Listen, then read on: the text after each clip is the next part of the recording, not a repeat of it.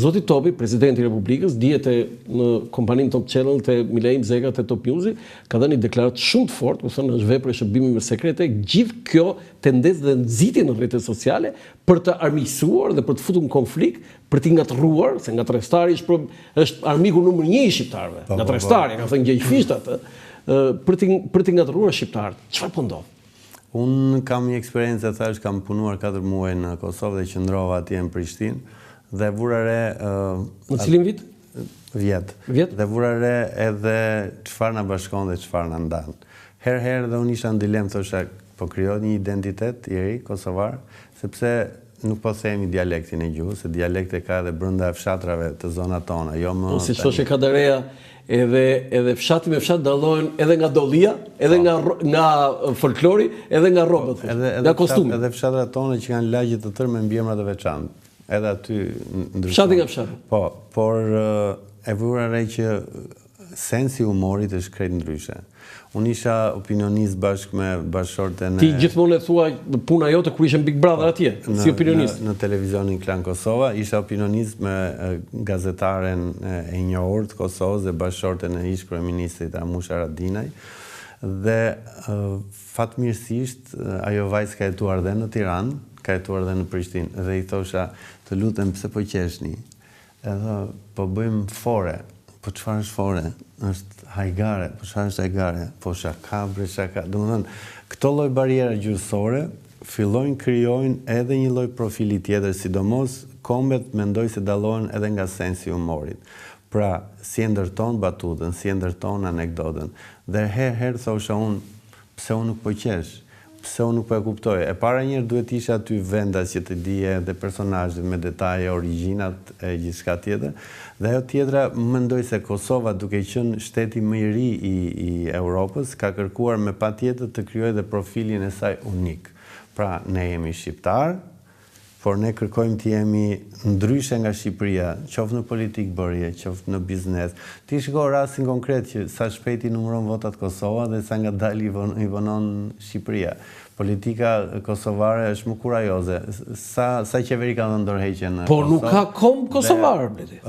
Kom kosovar, pastaj është debati, duhet i kthehemi debatit qose Kadare, që ti e njeh shumë mirë. Gjithsesi, jam i sigur që... Për ty, ka kom kosovar, bleti? Akoma jo. Çdo më thënë akoma që ti e pret që të ketë? Ndoshta, ti e vërej se çfarë intensiteti ka marrë jeta, sidomos me teknologjinë. Do vi një ditë që ne nuk do nxjerrim pasaportën në aeroportet të Shqipërisë ose të Kosovës. Jo gishta, po do nxjerrim pasaportën e korporatës. Landi punon për Netflixin, Ledi punon për iPhone-in, pra nga shoqëritë kombën e po kalojmë në shoqëritë e korporatave, sidomos ardhja e Donald Trumpit, e një biznesmeni. Megjithatë, a është tezë serbe kjo krijimi i kombit kosovar? Unë shpeshherë njerëzit më thonë jam islamofobik, por nuk jam i tillë. Mua më shqetëson për shembull qoftë në Shqipëri dhe në Kosovë ngritja një numri të madh xhamish. E them këtë sepse nuk janë raport të drejtë me numrin e besimtarëve.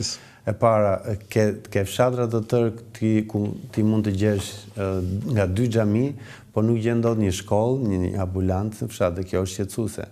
Nuk kemi parë më tani priftërinj apo hoxhallar që të shkojnë të rregullojnë tjegullat e një çatie shkolle apo shtëpie, apo të mbjellin një pemë. Pra, rolin e shkollës gradualisht po e merr kleri fetar dhe kjo është shqetësuese. Dhe unë e shikoj te programi im se sa shumë i besojnë Fred Sakos, i cili nuk e argumenton dot as shkencërisë, dhe i them her pas here, dje në darkë në orën 1 të natës, Xheku u sëmur dhe Xheku nuk e quan as në kish se ishte mbyllur, nuk e quan as në xhami se ishte mbyllur, hoxha dhe prifti po grisin, nuk e sollën as te redaksia rreth katror, edhe ti zotro dhe Frecako po flije, po ku e quan? E quan te spitali që ri 24 orë, pra shkenca fle. Hoxha dhe prifti. Po si ja bondi me Alfred Çakun aty pastaj? Ne jemi të vërtet, her pas here jemi zënë dhe nuk kemi folur për kohë të gjatë, kemi pas dhe kërcënime, po. Kërcënimet ka kërcënuar ai? Po, dje botërisht. Por problemi është që tani palët janë zbutur dhe themi që debati le të vendos publiku. Titulli rrethi katror ti e ka dhënë? Jo, ishte... Se dhe kjo rrethi katror? Titulli im ishte Maskara. Maska, se ishte koha pandemisë. Maska Ra? Po Ben Blushi ishte drejtori, nuk e pranoi, kështu që i vuri titulli ishte produkti i Benit, pavarësisht se si kishe marrëdhënien me Ben Blushin, jam shumë kurioz. Deri para 3 muajsh shumë mirë, po tani jemi zënë edhe Ore kur ishit atje në shumë korrekt. Po kjo tani nuk vën dyshim që Bledi Mane Beni solli kulturën e klikimeve në televizion dhe që atëherë fillon televizionet janë rënuar. Kjo është dhe Beni, sidomos Beni nuk i takonte. As ty nuk të takon nëse do rendesh pas klikimeve.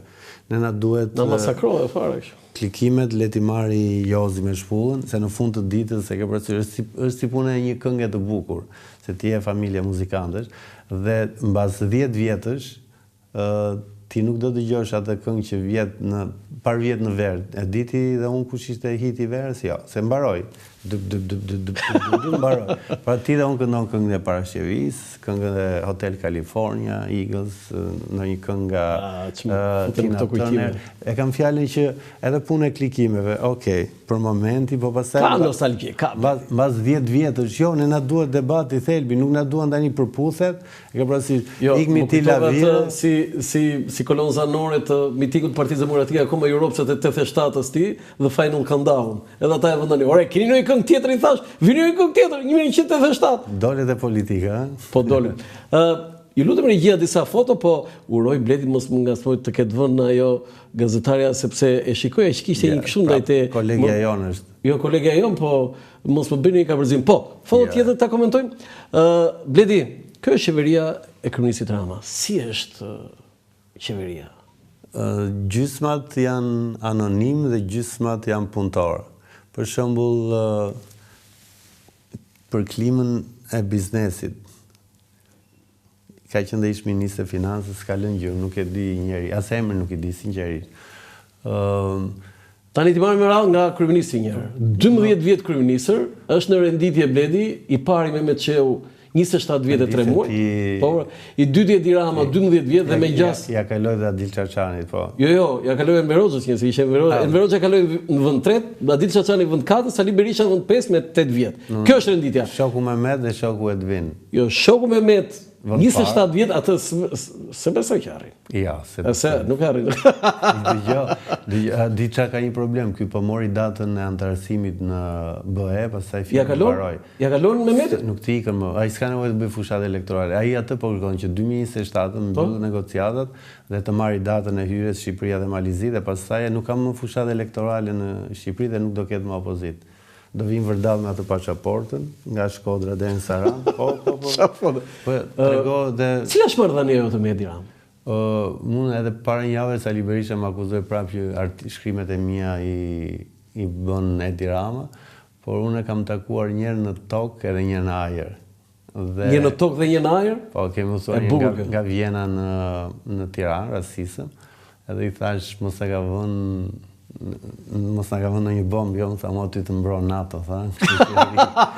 Edhe i risluar, edhe ndori Palestinë. Të cilën viti e takuar? 2016. Do ishe kryeminist turizmi. Po, edhe mbaj mend që po lexonte, i kisha në krah, të vuri një palë syza rumbullake dhe unë i thash me shaka se atëherë nëna vet ishte gjallë, ja ke marrë anetës dhe mbaj mend mbrapa me. Shife, Po, mbrapa me ishte i risluar rasti që për çuditë me prekut e supit, thash mos i fol kryeministri ashtu. Imagjino servilizëm edhe lart në ajër.